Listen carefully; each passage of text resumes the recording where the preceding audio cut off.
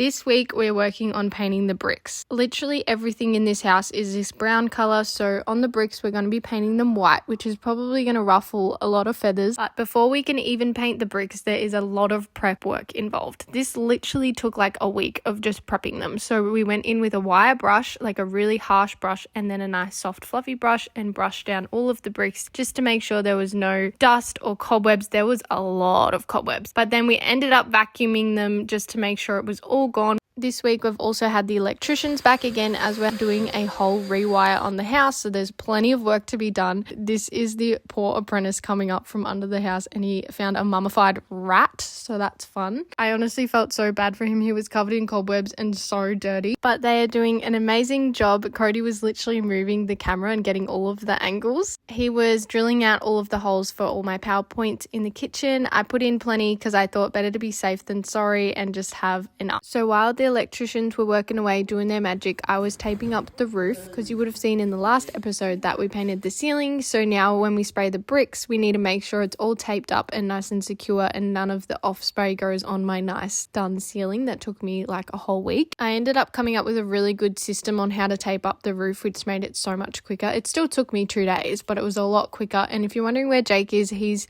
working up the bush all week, so that's why I'm here doing it all by myself again. With all that being said, now that the bricks are all dust free, vacuumed, scrubbed down, and everything is taped up, now it is time to paint. We were both so nervous before painting. Jake was literally practicing his strokes. He's gonna hate me for that. I did read all your comments on my last TikTok about whitewashing, and I looked it up, and I would have if we had nice red bricks, but ours are ugly brown and I don't like the way that looks whitewashed. So we just painted them, but you're gonna have to wait till part 2 to see that. Make sure you follow along.